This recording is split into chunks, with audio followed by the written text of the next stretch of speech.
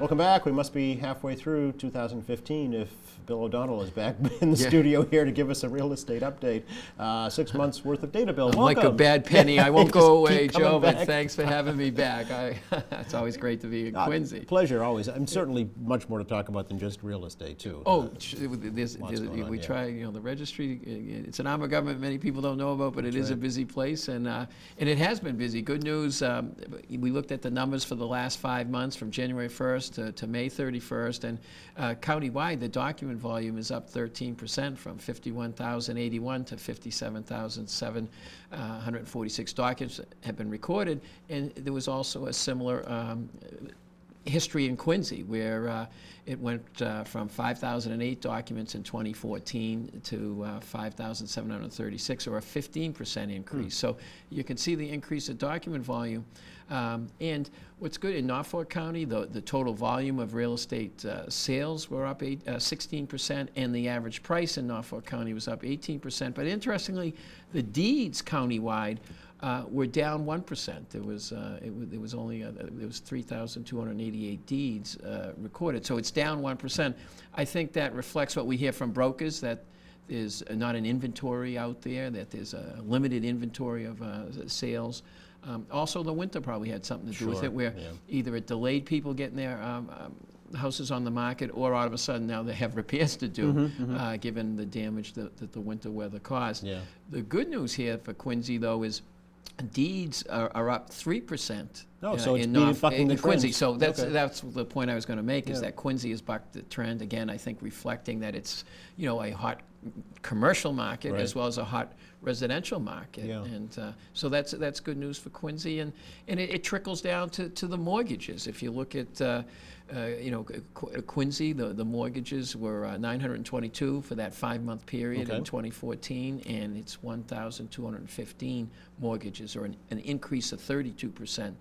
Mortgages, and countywide it was 39%. So, people are using their home, they're borrowing money, and they're using maybe an increase in sales price and increased equity in their homes to do the things that people have to do, either fix their homes or college education. And I think it's still a comparatively good interest rate. The interest rates are low, and people are taking advantage of it. Just this morning in the news, they've just cracked 4% for the first time in a long time. So that's kind of a double-edged sword. It's indicative that the economy is getting a little better. However, it might put pressure on the real estate market too. Coming from someone, when I bought my first condo, we struggled to buy a condo, and our adjustable rate was 8% in 1987. No, 4% is still very affordable. But a lot of people have, they've never seen interest rates higher than what we have now. So it will be it'll be interesting to see what happens. Speaking of commercial real estate, I know you attended the Quincy Chamber of Commerce breakfast just this morning. Yes. Yeah, and lots of presentations about the development going on. Very good presentation, very well attended. You have the lieutenant governor, the mayor, and it just shows in the work that was done. They had brochures showing all the activity in the commercial developments that are taking place here in Quincy, and just it certainly was a buzz in the room, and I'm sure reflects the buzz that's going on in Quincy. When a new commercial development comes online, like the ones that you saw this morning, or even residential developments, what happens in your office? In our office, really, whether it's a residential sale or a commercial sale, we really see it at the end of the transaction. We don't see it through permitting or anything like that. So there's a deed that gets recorded, and our responsibility is to make sure the fees are paid. There are deeds excise monies that are set by the state legislature, and most of the money we collect actually goes to the Department of Revenue for the state to allocate accordingly. So you're the gatekeeper. So we see it at the end of the process.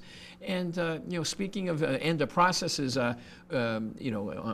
foreclosure deeds. Well, one thing that has been good in Quincy, there was only for that 5-month period, 10 foreclosure deeds, which was down 9%. Which again bucked the trend, because foreclosure deeds, which again is the end of the foreclosure process, is up 30% in Norfolk County. Really? So there's been the notices of foreclosure, which is the beginning of the process. Last year in Quincy it was 15. This year it's 17. Again, one foreclosure is probably one too many, Of course, but please go to our website at www.norfolkdeeds.org, because we have links to the Attorney General's office. They have resources like the Home Core program that people can take advantage of. Right here, we have links to Quincy. Quincy Community Action Programs has, great advice and counseling services, as does Neighbor Works of Southern Massachusetts. Yes, When you get a notice of foreclosure, that's the beginning of the process as opposed to the foreclosure deed at the end of the process. Yeah. Don't wait to the end of the process. Get that help at the beginning of the process. Don't throw it away, first of all. Don't hide it under the phone books. Don't shred it. Take action. Yes, and I think that's the best advice that absolutely. can be given. Speaking of, your office, I know, is also working to prevent scams when it comes to property and real estate. Yes, you've been great, Quincy. Cable's been great about the deed scams, and what we're also doing, we have a new program, a consumer notification program, and a lot of this was kind of looking at what's going on with other registers in other areas of the county. I don't think it's as big a problem, but we want to be proactive. Where this consumer notification program, again, you can go onto our website, and it's a free service that we're providing to the residents of Norfolk County, where you can sign up, and you get an email notification if something with your name comes through. For instance, I signed up, and I'll get a William O'Donnell. It might not be me, but I can look it up. No, it's not me. So it's done. And the reason you should be proactive is a lot of the things that might be taking place in other areas of the country, it could come this way. Sure. Where they have a lot of fraudulent activity. I know the FBI has prioritized that there's a lot of fraudulent real estate activity. So it doesn't stop things from being recorded, but it gives you a notice so that you can look up and say, wait a minute, that's I didn't sign that deed. So it's people trying to represent you and then what, take equity out of your home? In other areas of the country, there's actually been like fraudulent deeds put on. Really? So then people use it, to position it to either They can say, here's sell my it house, I have a or deed, draw right? or get get a mortgage or some equity and put on it. And they have no ties to that property whatsoever? No, it's been fraudulent. It's been forgeries and things like that. So like my theme since becoming register is the biggest asset most of us have in our homes. So this is just again, it's not something to worry people. We don't see it here in Norfolk County, but if something does happen, we also have links to the law enforcement. We have law enforcement point information that's on our website, or if you call our customer service center, including the district attorney's office, that you can make inquiry of. If you find like, wait a minute, I didn't put that document on. Right. Well, knowledge is power. So, I mean, the sooner you know about something, the better off you are. Again, very similar to what we just talked about with the foreclosure. It's better to, know sooner than later, because you can take steps to hopefully correct the situation. Let's talk a little bit about, you testified recently before a State House committee on running out of space. Yes, basically. You got stacks of. I don't want to run out of any more space. Right. It's House Bill 1493, and we have a great support. Senator John Keenan, Representative Tacky Chan, Bruce Hayes is one of them. We have 51 sponsors, and we have over 5 million documents at the registry that we've put online that you can view if you go on our website back to 1793. But one of the laws deals with the land court, which started in Norfolk County in 1900, where you were required to keep the original documents. The paper documents, right? And we have over 1.3 million of those documents. So Norfolk County is one of the larger registries, and physically, I got to thank Commissioner John Gillis, and it's one of the bigger registries, where we have space, but we're running out of space, and I would rather use the space for computer terminals for the public to come in and do research. I'd rather use the space for our customer service center. I'd rather use the space for the parties to come in and close real estate transactions. So what we're trying to do is pass a law that says that we can give the documents back to the people, which we do on the recorded side. Okay. 80% of our land's on the recorded side. We're handing the documents back, so I'm trying to extend that process to the other 20% of the documents we get. And I think in the long run, it will save the taxpayers money, because if we're running out of space in Norfolk County with one of the bigger registries, it's hitting other registries. You won't have that, hey, we need more space, we need more money to put the documents and store the documents. So I think it will in the long run. I think it's I mean, let's face it, we're trying to be less paper driven, so I think it's a modernization initiative that's needed, and I think it will, in the long run, at least hopefully save some money.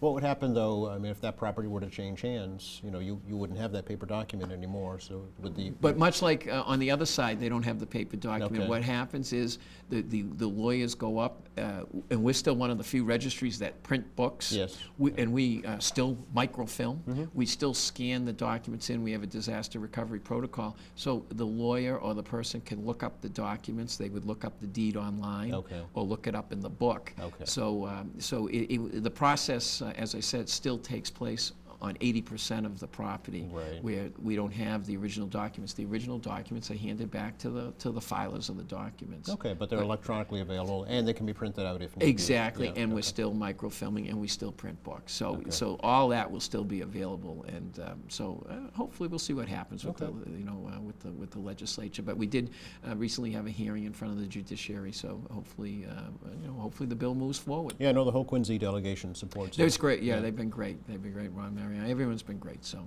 Speaking- and countywide as well. Speaking of electronics, the registry is taking to social media, Bill. Well, we have. I mean, Do you tweet? we do. We actually do. We have a Really? Twitter at Norfolk Deeds, Okay. and again, we try to use it more for information. We go around to the town halls, Yep. so we'll tweet about how we're going to be at the various town halls, because we Okay. have, as part of our outreach, and the beauty of the computerization is that we can access all the records. So we go out to Bellingham and out to all the communities. The only community we don't have office hours is Dedham. Oh. Even in Norwood and Westwood, Well, 'cause your office is there. Yeah, exactly. But we'll tweet things out. We'll tweet the statistics out, and we also have a Facebook page. So it's more an information tool. Okay.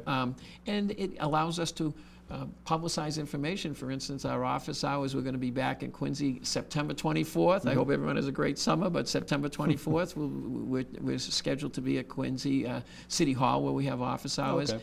And on September 30th, we have a computer seminar which is open to the public at 4:30. People can come in and learn how to access the records, and by doing that, they can access it through their home computer. Right. And so we've been using the website, but also the other social media, whether it's Twitter or LinkedIn or Facebook, to try okay. to just get more of the information out about the Registry of Deeds.